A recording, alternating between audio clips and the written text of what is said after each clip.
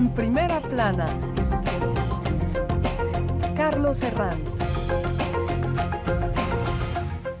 Bienvenidos en Primera Plana, un programa de Radio Francia Internacional y de France 24. Esta semana ponemos el foco en el rol, en el papel que juegan las monarquías en el siglo XXI. Ya verán qué interesante. Para ello me acompañan en este estudio tres invitados. Luisa Corradines, corresponsal del diario La Nación aquí en Francia. Bienvenida, Luisa. ¿Cómo estás? Gracias, Carlos. Alain Riding, que fue el corresponsal del New York Times en toda América Latina. Bienvenido, Alain. Hola. Y me acompaña también la historiadora medievalista Adeline Rucois. Bienvenida, Adeline. Un placer. La monarquía en el siglo XXI, desde Londres también me acompaña, por cierto, que no le he saludado, le tengo que saludar a nuestro corresponsal Juan Carlos Bejarano, que nos va a explicar además las últimas crisis que ha vivido la reina Isabel II. Juan Carlos, buenos días. Hola, ¿qué tal, Carlos? Qué placer saludarte de Londres. Ahora sí, la monarquía en el siglo XXI hoy en Primera Plana. Bueno, pues varias noticias han sacudido a las casas reales durante las últimas semanas. La última, bueno, pues la crisis con la que ha tenido que lidiar la reina Isabel II, con esas ganas de independencia que tenía la pareja del príncipe Harry y Meghan Markle, que se han independizado, por decirlo de alguna forma, de Buckingham Palace. Pero, por ejemplo, también en Bélgica, con el rey emérito Alberto II, que ha tenido que reconocer a una hija ilegítima tras una dura batalla judicial. Hoy nos disponemos a analizar el papel que juegan las monarquías en el mundo sin ningún tipo de prejuicio. En el mundo hay unas aproximadamente 27 monarquías en total, y algunas de las democracias más solventes de Europa, como puede ser pues Suecia, Holanda o Dinamarca, tienen regímenes monárquicos. ¿Qué papel juegan las monarquías en el siglo XXI? Vamos a hablar de ello en el programa. Antes vamos a repasar algunas de las portadas que nos deja la prensa sobre monarquía en los últimos días. Por ejemplo, el Daily Express. Los británicos divididos sobre el futuro de la monarquía. Isabel II sigue teniendo altas cuotas de popularidad, pero las últimas crisis pasan factura a la institución real. Revista Diplomatie se pregunta: ¿las monarquías son una fuerza o una debilidad para las democracias europeas? El País, en España, esta semana recogía en su portada las palabras del rey Felipe VI en las Cortes españolas, llamando a la unidad. España no puede ser de unos contra otros. Bueno, Luisa, ¿se justifican de forma general las monarquías en pleno siglo XXI? Yo creo que las monarquías se justifican en la medida en que los pueblos que están gobernados o que tienen monarquías lo aceptan. Y ese es, por ejemplo, a pesar de las crisis que tú mencionabas, con mucha razón, el ejemplo de Gran Bretaña, donde entre 75 y 80% de los británicos están a favor de la monarquía. No así la juventud. Efectivamente, la juventud, un 40% considera que la monarquía es superflua, lo que quiere decir que el mundo cambia. En cualquier caso, una forma de Estado hereditaria tiene difícil justificación, al menos en principio, sobre el papel en una democracia, Alan. Sí, pero representa la continuidad. Y eso es lo importante, yo creo, porque cuando hay mucha convulsión política, hay el sentido de que, bueno, hay algo que representa la nación más que el gobierno o la actuación política, la batalla política. Más allá de las divisiones. Entonces, representan los valores, las tradiciones, lo que somos de veras profundamente. Ese es el caso. En cualquier caso, y para centrarnos, quizá nos viene hoy muy bien el aporte de una historiadora medievalista, las monarquías que tenemos en el siglo XXI distan mucho de aquellas absolutistas, ¿no, Adeline? Uy, no tienen nada que ver. La mayor parte de las monarquías, por lo menos en Europa, son monarquías parlamentarias, o sea que realmente el que ostenta el título, rey o reina, no gobierna. Pero es muy importante lo que acaba de decir Alan, es un problema de continuidad. Y no solamente de continuidad histórica, porque la realeza está vinculada a la historia de la humanidad casi desde el principio, sino de continuidad dentro de un país en plan no fuera más que de representación, de que no cambie cada 5 años o 10 años la persona que representa el país. Pues vamos a irnos hasta Londres con nuestro corresponsal Juan Carlos Bejarano, porque la reina Isabel II sigue teniendo cuotas de popularidad altísimas. Juan Carlos, ¿qué factores explican estas altas cuotas de popularidad para Isabel II?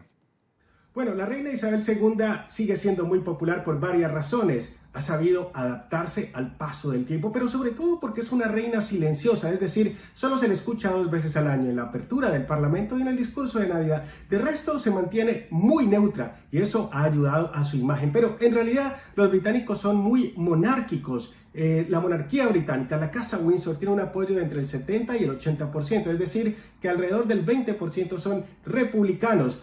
El costo real para los contribuyentes británicos de la familia real es de alrededor de 1 libra esterlina por ciudadano al año. Esto si lo contrastamos con la atracción turística que ellos son, en realidad, las celebridades que son, que además generan a la economía británica cerca de 2.000 millones de euros. Muchos de los turistas que vienen a Londres y que visitan, por ejemplo, Windsor, vienen en busca de historia, de esa historia de la Casa Real Británica. Y les cuento que como periodista, en las oportunidades en que estoy más ocupado es cuando estamos cubriendo noticias relacionadas con la familia real, sea matrimonios, nacimientos o fallecimientos.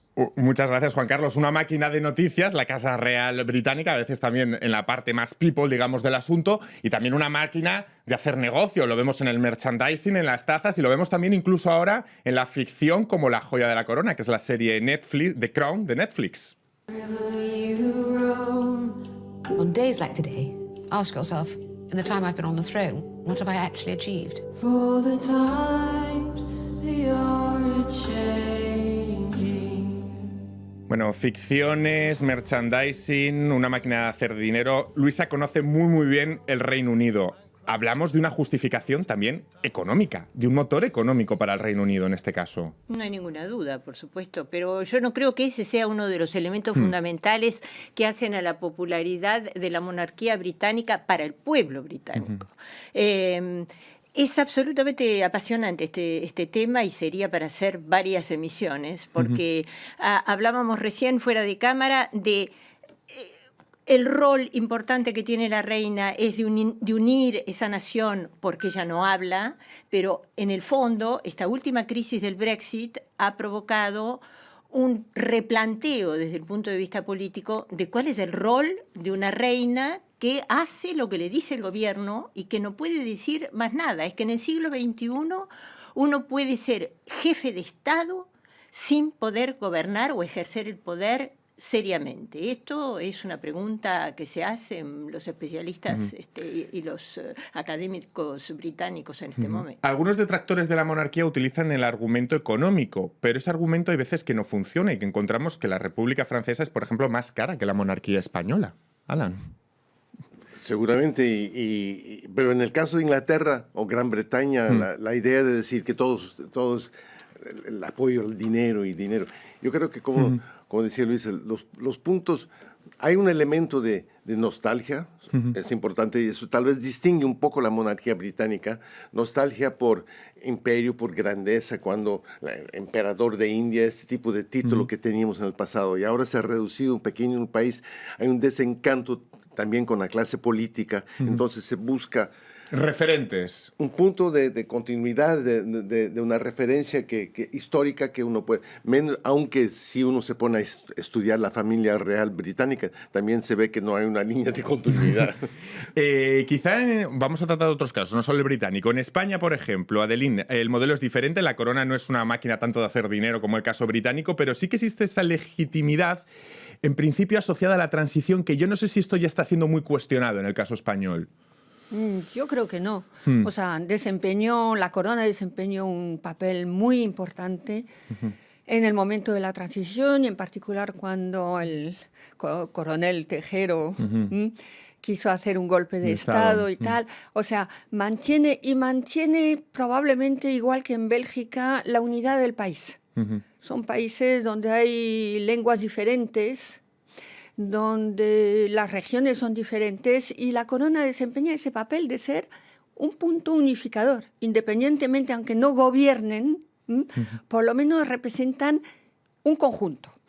Porque en el caso belga el rey también hace, digamos, un papel vertebrador en un país que tiene dos realidades completamente distintas, una Valonia católica francófona y una región flamenca protestante. Es decir, lo único que une al país es el rey, lo que se ensambla todo ello, ¿no?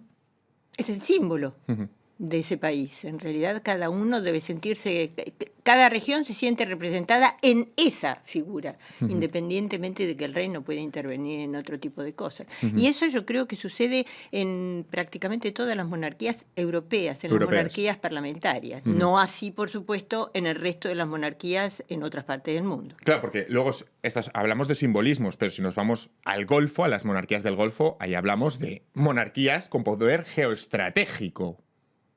Es decir, esto cambia. Y absolutistas, Y absolutista. por supuesto. Por eso habría que diferenciar entre monarquías con un poder simbólico o con un verdadero poder geoestratégico, Adeline. Un verdadero rey, en principio, tiene todo el poder. ¿Mm? Y en la historia, por lo menos de Europa o la historia del mundo musulmán, el poder viene de Dios.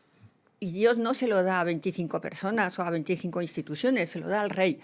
Y el rey es el único responsable de cómo va el país desde el punto de vista material y espiritual.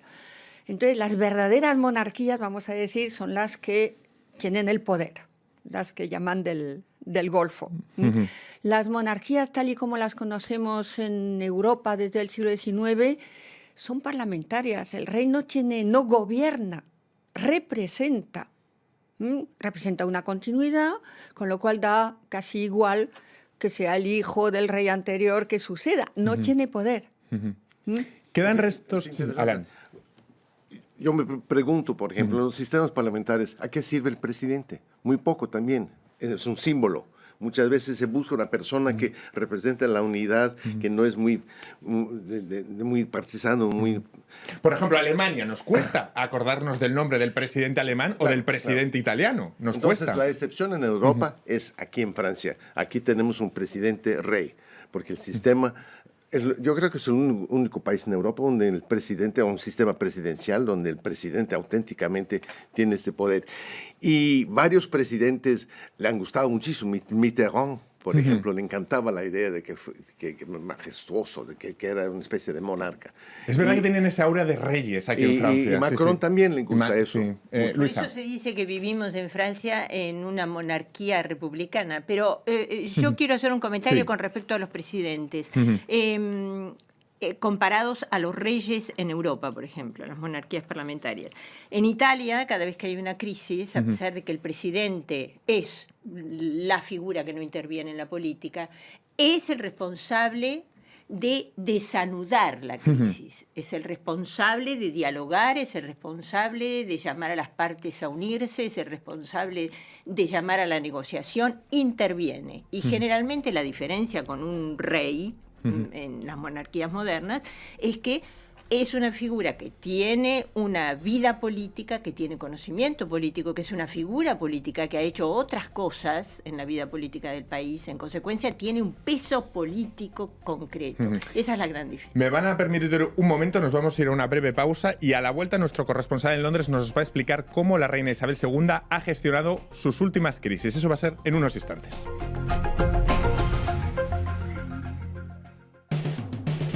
RFI, la selección del mes. Moonlight Benjamin.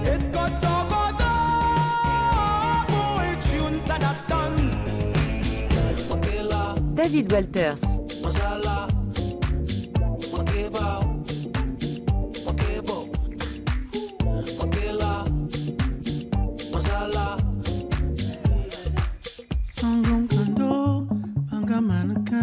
Blik Bassi.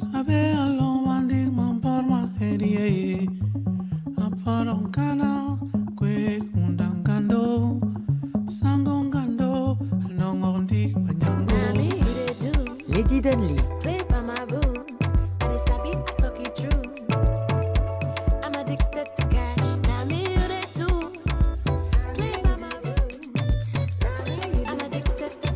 RFI.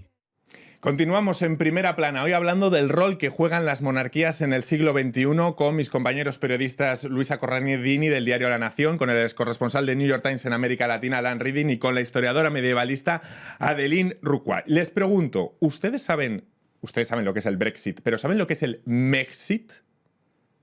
Sí. ¿Qué es el Mexit? El Mexit es lo que sucedió con Meghan Markle y su marido, el príncipe Harry, es decir, Mexit se fue de Gran Bretaña. Efectivamente. Meghan. Una noticia que mezcla, digamos, el poder político, pero también que interesa mucho a la press people, ¿no? A la prensa people. Lo cierto es que últimamente Isabel II ha tenido que lidiar con dos graves crisis. Por un lado, el Mexit, la independencia de Harry y de su esposa Meghan Markle, y por otra, Su hijo Andrés, un escándalo que ha salpicado a su hijo del príncipe Andrés, o varios escándalos que han salpicado a su hijo. Vamos a irnos hasta Londres. Juan Carlos Bejarano, corresponsal, ¿cómo ha gestionado la reina Isabel II estas últimas crisis? Bueno, Carlos, debemos decir que la reina Isabel II ha gestionado estas dos últimas crisis de su hijo y de su nieto con mano dura. En el caso del príncipe Andrew o Andrés, sencillamente lo ha marginado totalmente de la familia real británica, pues al fin y al cabo es un caso relacionado con temas de abuso sexual, posiblemente a menores. Así que el príncipe Andrés prácticamente ha desaparecido de la casa Windsor, o por lo menos de las actividades públicas. En el caso del príncipe Harry y de Meghan Markle, también lo ha marginado, lo ha obligado a dar un paso al costado totalmente, que no era lo que quería el príncipe Harry. Y allí la reina Isabel sí ha recibido muchas críticas, porque el príncipe Harry, el hijo menor de la princesa Diana, era después de ella el miembro más popular de la casa Windsor, de la familia real británica. Así que allí sí ha recibido críticas porque él ofreció seguir ayudando a la familia real británica sin costo alguno. Pues muchas gracias, Juan Carlos. Bueno, ya ven, mano dura. Lo cierto es que para una monarca como Isabel II, mantenerse tantos años, tantos y tantísimos años, es porque ella tiene que tener una serie de cualidades especiales, ¿no, Alan? Calma, tranquilidad. Y estamos hablando de este mano último... dura también, nos decía nuestro corresponsal. Calma, tranquilidad y mano dura. Pero veamos, olvidemos, ya hemos olvidado de todo el escándalo en relación al príncipe Carlos y la Sí. princesa Diana. Y después, cuando se muere princesa Diana, la idea, la percepción nacional que la reina no supo manejar eso, no estuvo presente, tomar mano del pueblo que estaba llorando. Y ahí bajó su popularidad, pero en 2-3 años subió de nuevo. Ahora, la sucesión siempre es una gran pregunta. Con Harry, hay que recordar una cosa. Harry ya no tiene importancia, aparte del show, del divertimento, llenar, Horas de alimentar televisión. a la prensa. Tenía importancia hasta el momento que William no tuvo sucesor, porque él era el próximo sucesor. El momento que ya William tiene George y después entonces ya él no entra en este juego, es parte del divertimento, del show. Justamente, Luisa. Alan tiene mucha razón en lo que dice. La reina Isabel, después de toda esta crisis, tuvo muchísimo cuidado, por ejemplo, en hacerse fotografiar en la última foto para las fiestas, nada más que con sus sucesores. Está ella en la foto, Sí. está su hijo, el príncipe Carlos, está William y está el príncipe George. La reina Isabel en 68 años ha aprendido a enviar mensajes con símbolos, con gestos, a veces hasta con el sombrero que utiliza o que se pone para una ceremonia oficial. Ese fue el mensaje de nuestra familia, la familia real se limita a esto. Somos 4. Vamos a hablar de otro caso en nuestro personaje de la semana. Alberto II, el rey emérito belga. Tras más de una década de rumores, el rey emérito belga por fin admitió ser el padre de una mujer nacida en una relación extramarital. El reconocimiento del monarca llega después de que se viera obligada a realizarse una prueba de ADN. La hija es una artista belga de 51 años, de nombre Delphine Boel, quien comenzó con el reclamo de paternidad en 2013. Un escándalo muy tratado por los medios en Bélgica, sobre todo por lo que simboliza en este país, lo comentábamos antes, la figura del monarca, en el caso de un país que en realidad viene dado por dos naturalezas. Es un caso que se hace, el caso del rey belga, Adeline, es un caso en el que se ve claramente cómo funciona la estabilidad de un país, ¿no? Es un caso muy simbólico. Más que cómo funciona la estabilidad de un país, yo diría que se ve cómo se va implantando cierto puritanismo. Ah, sí. En la vida en general. Los reyes han tenido siempre hijos ilegítimos. En toda la historia ha habido hijos ilegítimos, no solamente los reyes. Bastantes presidentes de la República Francesa también han tenido sus aventuras aquí o allá. Pero ahora hay una especie de apoderamiento de la familia real, con lo cual todo el mundo se considera con el derecho de opinar sobre la vida privada de gente que finalmente, si esto no influye en su papel que es un papel de representación, de símbolo y tal, no debería tener mucha importancia, pero me temo que desde Estados Unidos haya llegado el puritanismo que hace que ya la vida privada, el hecho de que tengan aventuras o tal, se convierte en un asunto de Estado. Reconocerán que las historias de hijos legítimos, divorcios que alimentan las revistas del corazón, al fin y al cabo son parte del negocio, esto hay que asumirlo de una forma natural, pero ¿por qué ese morbo y por qué ese interés ciudadano por estas figuras? Porque hay un morbo ciudadano en sus vidas cotidianas. Pero yo creo que en este caso es un caso muy particular, porque ya que hablamos de que el monarca es el símbolo de la nación y el elemento de unidad de la nación, el monarca no puede estar por encima de las leyes en el siglo XXI. El monarca se negó a reconocer a su hija durante décadas y la justicia lo obligó y en realidad tuvo que aceptar, porque la justicia le dijo, usted va a pagar creo que una suma enorme por día que usted se niegue a hacerse el test de paternidad. Esto era todo un símbolo de que el monarca también tiene que aceptar las leyes de ese país, que es una monarquía, es una democracia moderna. Yo creo que es esa la importancia de lo que... Otro ejemplo es cuando la prensa española empezó a publicar los escándalos del rey emérito de Juan Carlos. Hubo una época, al principio de la transición, donde la prensa española no publicábamos o se hacía una especie de omertá sobre la familia real española y hubo un punto en el que eso se rompió y en el que, en el fondo, y eso es otro ejemplo, ¿no?, de que una democracia está por encima cuando una democracia puede publicar, ¿no? Bueno, pero eso ha ocurrido. Por ejemplo, el caso de la hija del presidente Mitterrand. Todo el mundo sabía, nadie lo escribía. Hoy en día, con el Internet, todo es incontrolable. Y como hay como dicen, un cierto morbo, fascinación con la figura, todo el mundo cae dentro del show business, de una cierta forma. Entonces, una persona conocida que hace alguna cosa que yo puedo vender a un periódico o vender un like sobre el Internet, vale, todo vale. Ya no hay controles y límites. Entonces, el caso... Ahí simpatizo con el príncipe Harry cuando él saca el ejemplo de lo que pasó con su madre, que, para ser justo, su madre alimentó. Ella también jugó y perdió de una cierta forma, pero de todos modos ella también fue víctima de una especie de locura. De los paparazzis. De paparazzi en general. Bueno, ¿no? Entonces yo entiendo que su sensibilidad a eso, pero al mismo tiempo él cuando de joven estudiante él va a una fiesta y se viste de nazi. Bueno, es natural que el mundo entero va a saber.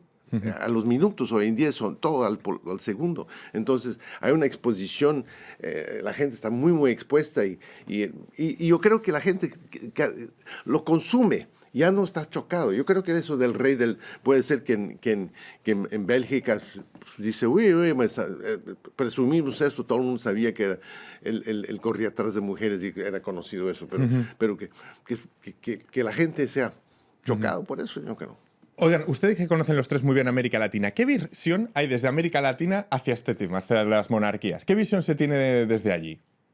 La gente ama las historias de monarquías. Les gustan en las América historias Latina. Por supuesto, hay ciertos aspectos, es el aspecto people de la monarquía, el que fascina a la opinión pública latinoamericana. Son las princesas, los castillos, el fasto de la vida monárquica. Todo eso es para América Latina, que son repúblicas presidencialistas, una cosa totalmente desconocida y fascinante. Sí. No olvidemos, Carlos, pero no olvidemos que una de las principales diferencias entre San Martín y Bolívar en su visión de América Latina, en América del Sur, con la liberación, es que San Martín quería traer reyes o príncipes, quería instalar monarquías en América Latina. Bolívar no sé si Adelín quería aportar algo más. No, pero efectivamente yo cuando estuve en México o cuando estuve en Argentina, sí se nota, no forzosamente dentro de los medios intelectuales, las élites, pero sí se nota el poder que tiene la palabra rey. Y rey de España en ese caso, porque estamos en países un vínculo especial. América hispana. Es muy importante. Yo creo que tiene ese valor de símbolo, aparte de que, si me permite, que diga algo más. Tener que elegir un presidente de Francia cada 5 años cuesta muchísimo dinero. Conservar un rey que, como el presidente de Alemania, no pinta mucho, vamos a decir las cosas como son, pues es muchísimo más barato tener un rey. Porque organizar elecciones cada 2 por 3 a un país le cuesta mucho dinero. Lo que pasa es que eso va un poco contra el básico principio de la democracia, ¿no? De poder elegir a cualquier representante público. Bueno, y además, de todas maneras, las monarquías parlamentarias organizan elecciones cada 5 años también y las tienen que pagar. O sea que no hay Pero demasiado. en Francia se organiza para el presidente y se organizan para el Parlamento, que en principio son los que van a gobernar.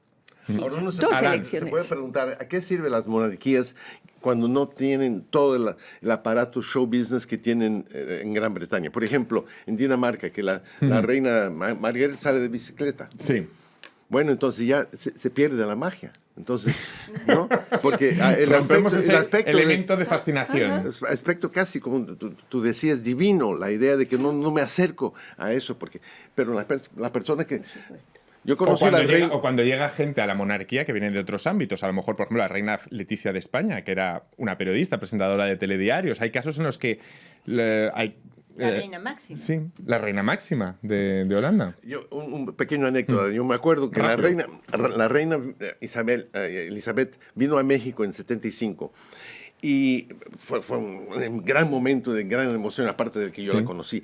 Pero en un momento llegando ella, el presidente Echeverría le puso la mano así. Y se hizo un escándalo en la prensa. ¿Cómo es posible que el presidente tocara a la reina?